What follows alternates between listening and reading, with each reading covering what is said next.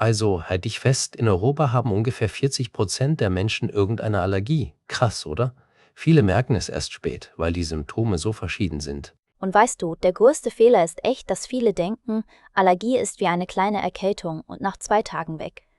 Nein, das kann lange bleiben, manchmal die ganze Saison. Das unterschätzen super viele. Oder die Leute sagen, ach, bisschen niesen geht schon. Und dann geht es eben nicht, sondern wird schlimmer. Da muss man schon mal genauer hinschauen. Hey, ihr Lieben, willkommen bei unserem kleinen Kaffeeteig. Schön, dass ihr wieder dabei seid. Wir quatschen heute, ja klar, über Allergien im Alltag und wie man besser damit umgeht. Genau, hallo auch von mir. Wir wollen das Ganze einfach machen, ohne Fachsprache. Naja, so dass man direkt was mitnehmen kann. Tim, sag mal, hast du selbst eine Allergie? Also ich habe ja Heuschnupfen, vor allem im Frühling. Meine Augen jucken dann einfach und die Nase läuft und läuft. Ich hab Glück, nur leicht. Katzen sind so ein Ding bei mir, da niese ich, aber es geht noch. Bei Pollen merke ich es manchmal, aber eher milde. Ich weiß noch, früher dachte ich echt, das ist nur eine Erkältung. Aber dann kam es jedes Jahr wieder, zur gleichen Zeit. Da habe ich gemerkt, okay, das ist wohl eine Allergie. Ja, das ist so ein Klassiker. Viele denken, wenn die Symptome mal 2 Tage weg sind, dann ist es vorbei. Dabei kann es wiederkommen und sich ziehen, einfach über Wochen. Genau, da sind wir schon bei einem Missverständnis. Kurz weg heißt nicht mild, sondern manchmal einfach Pause. Und wenn die Birke wieder blüht, zack, geht's wieder los. Ich habe neulich in einem Forum gelesen, also so eine Art Reddit-Diskussion. Jemand schrieb, die Person kämpft seit Jahren mit saisonalen Allergien und dachte immer, es sei nur manchmal stark. Am Ende war es aber echt chronisch, also jedes Jahr wieder und ziemlich heftig. Oh ja, da habe ich auch was gelesen. Eine Person saß im Zug, alles hat gejuckt, Tränen sind gelaufen, total unangenehm. Und dann, witzig und traurig zugleich, fand sie später bei einem Stadtfest eine Allergieaktion und bekam dort endlich gute Tipps. Das zeigt, wie peinlich es vielen ist, Hilfe zu suchen. Man denkt, ach, ich stelle mich nicht so an. Aber ehrlich, Hilfe holen ist klug, nicht peinlich. Voll. Und Hilfe kann einfach sein, zum Beispiel mal ein Allergietagebuch führen. Also du schreibst auf, wann geht's dir schlecht, was hast du gegessen, wo warst du, wie ist das Wetter? Ja, und da wird's spannend. Manche merken dann, oh, wenn Birkenpollen da sind und ich esse einen Apfel, kribbelt der Mund. Das nennt man Kreuzreaktion, also Pollen und bestimmte Lebensmittel triggern zusammen. Genau. Zum Beispiel Birke und Apfel oder auch Haselnuss oder Karotte. Wenn ich das früher gewusst hätte, echt, ich hätte mir viele juckende Tage gespart. So ein Tagebuch öffnet da die Augen. Und man kann es der Ärztin oder dem Arzt zeigen. Dann ist es leichter zu testen, was genau nervt. Der Facharzt für Allergien, also die Allergologin oder der Allergologe, macht oft so kleine Hauttests am Arm. Ja, das sind so Mini-Piekser, gar nicht schlimm. Danach weiß man besser, aha, darauf reagiere ich.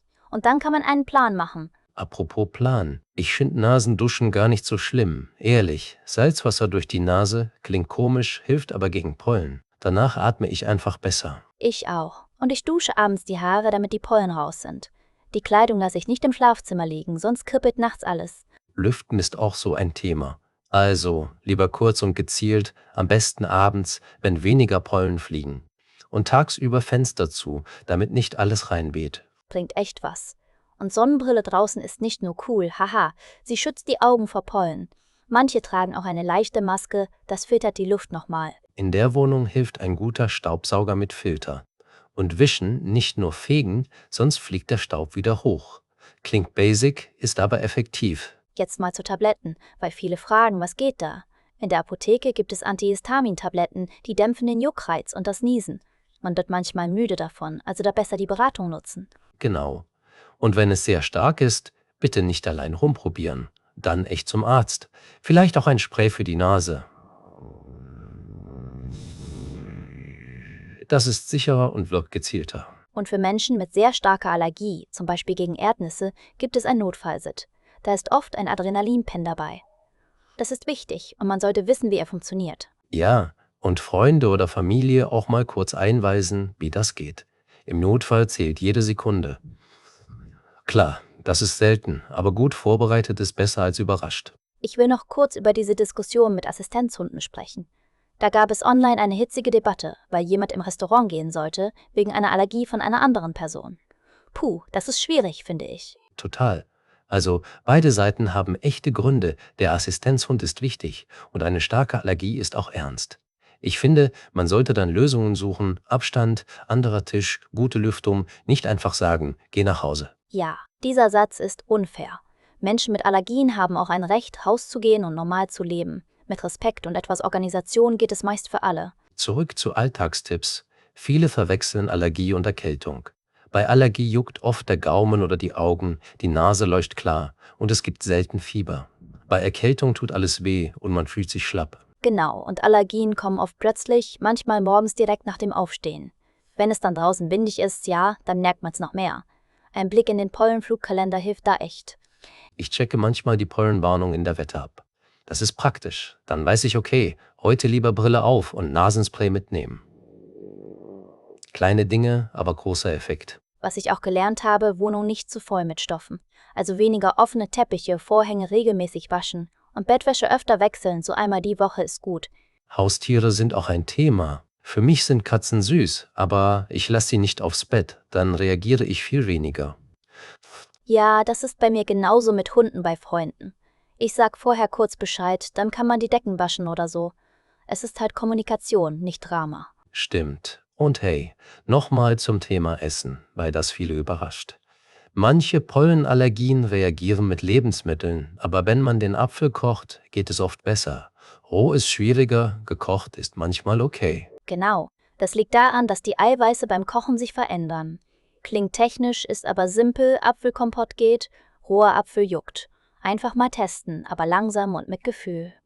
Und da kommt wieder das Tagebuch ins Spiel. Datum, was gegessen, was passiert. Nach 2 Wochen sieht man schon Muster. Ich habe das mal gemacht und wirklich gestaunt. Ich dachte, ich reagiere auf alles Mögliche, aber es waren 2, 3 klare Dinge. Das ist so viel leichter dann. Es gibt auch Desensibilisierung, also eine längere Behandlung gegen die Ursache. Das ist eher ein größeres Projekt, über Jahre, und das entscheidet man mit dem Arzt. Aber gut zu wissen, dass es diese Option gibt.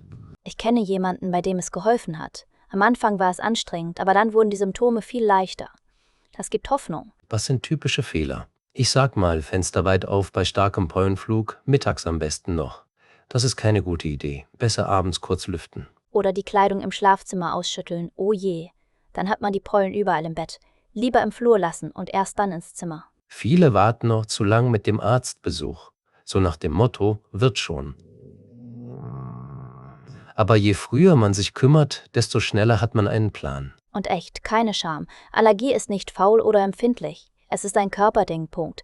Ich merke grad, wir klingen ein bisschen streng, haha. Aber es geht ja nur darum, dass man sich besser fühlt, laut kleine Schritte, große Wirkung. Total. Und Humor hilft auch. Ich habe neulich im Part niesen müssen, so richtig laut. Und dann nochmal. Und alle haben gelacht, ich auch. Danach ging es mir schon etwas besser. Humor, ja. Und Taschentücher, immer dabei. Eine kleine Augentropfenflasche ist auch Gold wert. Was ich noch mag, Fenster am Auto zu lassen, wenn die Pollen stark sind, und die Lüftung auf Innenluft stellen. Das ist so ein Mini-Trick, aber hilft mir im Frühling echt. Guter Punkt. Und wer kann, holt sich einen Pollenfilter fürs Auto. Sag mal, Tim, was machst du, wenn du bei Freunden bist und die Katze da ist? Nimmst du vorher Tabletten? Ja, genau. Ich nehme eine kleine Dosis, trinke genug Wasser und wasche mir die Hände, wenn ich die Katze gestreichelt habe. Und ich fasse nicht ins Gesicht, so gut es geht. Klingt einfach, ist aber schlau. Ich mache draußen übrigens gern kurze Pausen drin, wenn die Pollen hoch sind. Also mal in ein Café rein, 5 Minuten, kurz durchatmen, dann weiter. Das mag ich auch.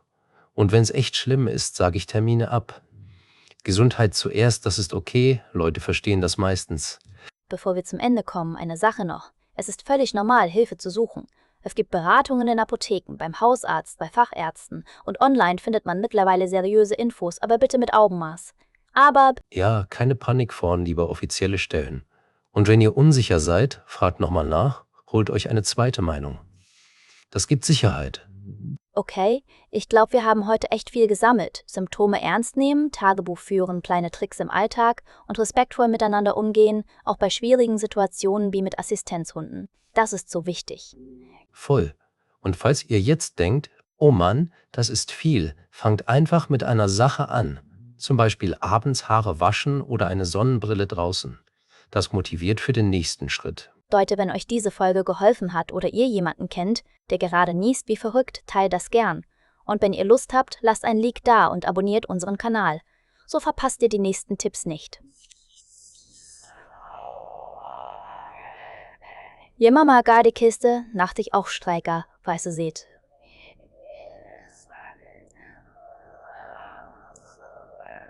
Jemanantek, das gerade nächsten Tipps nicht, das Gebadi unterteilt. Genau, und schreibt uns eure Erfahrungen. Naja, erzählt uns einfach, was bei euch hilft. Vielleicht nehmen wir das in einer nächsten Folge auf. Danke euch fürs Zuhören. Passt auf euch auf, trinkt genug Wasser und atmet mal tief durch. Wir hören uns ganz bald wieder. Tschüss.